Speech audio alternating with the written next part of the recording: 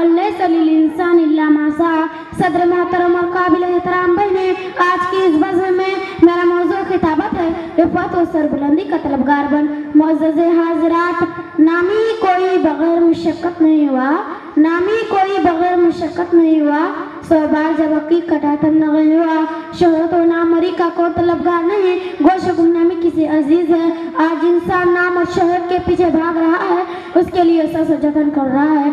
सुर्खी माने और ब्रेकिंग न्यूज़ में जगह पाने और सोशल मीडिया की मौजू बनने की हसरत कितनों को तरपा रही है। बास तरसी हैं जो अच्छे कामों को एवज़ नेकनामी चाहते हैं, और बास तो बदनामी की शक्ल में बड़ी शोहरत को नाले वगैरह समझते हैं। शायर कहता है, हम तालिब शोहरत है मैं नंगस क्या काम, हम तालिब शोहरत है मैं नंगस क्या काम। बदनाम अगर होंगे तो क्या नाम न होगा, लेकिन ऐसी सस्ती शोहरत और सती इज्जत जो अल्लाह और रसूल से नाफरमानी और खल्क़े खुदा के साथ बेवफाई पर मबनी हो, वो किसी काम की शोहरत जो शरीयत मुतहर का मजाक उड़ाकर सलमान रुश्दी को हासिल हुई। हम ऐसी शोहरत पाए क़ारत से ठुकराते हैं। वो नाम जो पर्दे हिजाब की इस्तिजा करके तस्लीमा नसीर और मलाला को हासिल हुआ, हम ऐसे नामोरी पर लानत भेजते हैं। हम हर शोहरत पर इजहार नफरत करते हैं जो अल्लाह और रसूल से गद्दारी इंसानी कदरों के पामाली के जरिए कमाई गई हो।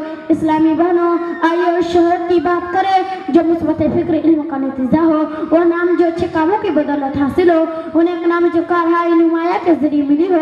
वो इज्जत जो इल्म फजल की बुनियादों पर इस्तवार हो। वह पहचान जो उसने अमल और आला किरदार का आईनादार हो। हम उस शोहरत की बात करते हैं जो दीनी खिदमत के जरिए हज़रत आयशा रज़ियल्लाहु अन्हा को हासिल हुई। हम उस इज्जत का दम भरेंगे जो दीनी खिदमत के जरिए हज़रत आयशा, हज़रत हफ्सा बिन्त शीनी को हासिल हुई। हम उस नाम की बात करते हैं जो इस्लाम की आबियारी के लिए अपनी जान कुर्बान देकर हज़रत सुमैया रज़ियल्लाहु अन्हा को हासिल हुई। हम जी हाँ, ये वही ख़वातीन हैं जिन्हें दुनिया हमेशा अच्छे नामों से याद करेंगे और जिनके कारनामे बिन्त हवा को अजीम हौसला अता करेंगे। लेकिन दुनिया में तरक्की व कामयाबी उसके कदमों बोस होती है। बेमेहनते पैहम कोई जौहर नहीं खिलता, बेमेहनते पैहम कोई जौहर नहीं खिलता। रोशन शर तीसा से खाना फरहाद, बगैर कोशिश जिद्दोजहद कोई कामयाबी नहीं मिल सकती। जैसा कि खालिक कायनात का इरशाद है, वल्लैसा लिल-इंसान इल्ला मा सआ। अफसोस सद अफसोस, आज मेहनत और मुशक्क़त से जी चुराना ख़वातीन का मिजाज बन गया है। भला जिद्दोजहद कामयाब कामरानी की बुलंदियों को छू लेना चाहते हैं। यही वजह है कि चाहते सब हैं कि हूँ ओज शुरैया पे मुक़ीम, चाहते सब हैं कि हूँ ओज शुरैया पे मुक़ीम। पहले पैदा तो करी इंसा कोई कल्बे सलीम। यही वजह है कि हम आज जवाल अदबार की पस्तियों में जा गिरे हैं। दुनिया जहाँ के मसाइलों में गिरफ्तार हैं, जबकि दूसरी कौम की ख़वातीन हमसे आगे निकल रही है। दाऊद का मैदान का अगर जायज़ा लिया जाए तो मुस्लिम ख़वातीन सबसे पीछे हैं, जबकि दूसरी कौम की बच्चियां घरों घरों और कड़ियों जा जाकर अपने मजहबी तय कौम में बेदारी पैदा कर रही है।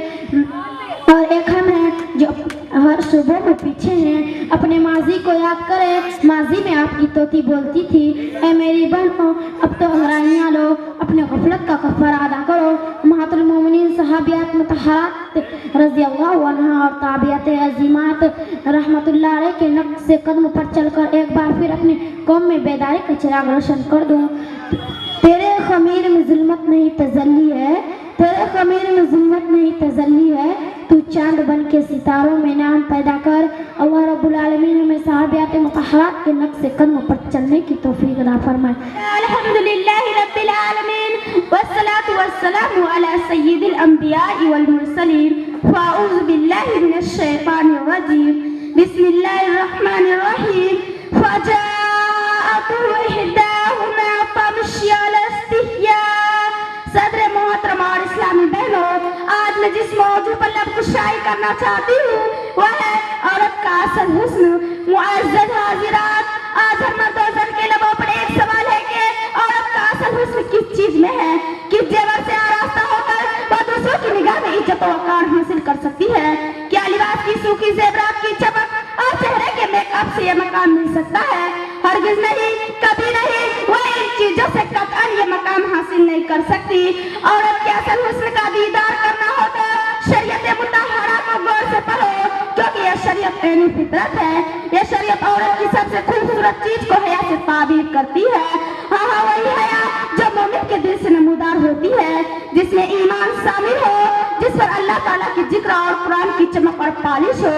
حیا کی اہمیت پر روشنی ڈالنے سے پہلے حیا کی تعریف بیان کر دینا مناسب سمجھتی ہوں.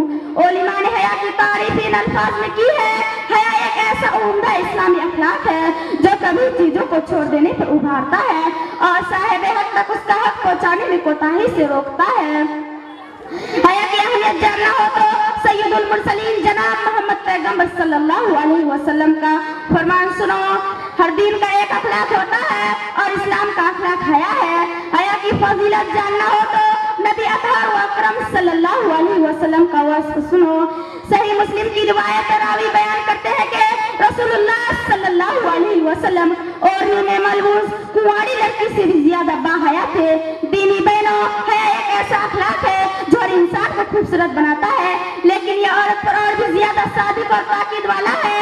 حیا کے بغیر عورت میں کوئی خیر اور بھلائی نہیں. قرآن مجید نے حضرت موسیٰ کے قصے میں عورت کے حیا کی اس طرح عکاسی کی ہے: فَجَاءَتْهُ إِحْدَاهُمَا تَمْشِي عَلَى اسْتِحْيَاءٍ.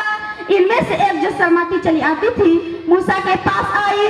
قرآن کا یہ بیان ایسی چیز کے متعلق ہے جس سے ہر مسلم فرما بردار اور صالح خاتون کو آراستہ ہونا چاہیے, اور حیا کو مسلم خاتون کے تمام تصرفات میں ظاہر ہونا چاہیے. اس کے کپڑے اور حجاب میں, اس کی چال میں, اس کی گفتگو میں, حتیٰ کہ اس کے تمام معاملات میں. چنانچہ اس کی چال میں گفتگو میں نرمی اور مٹھاس, اور اس کی چال میں کسی طرح کا تصنع اور میلان نہیں ہونا چاہیے, اور اس کی لباس میں کسی طرح کی سرخی نہیں ہونی چاہیے, اور نہ اسے ٹیلی فون پر کسی سے زیادہ بات کرنی چاہیے.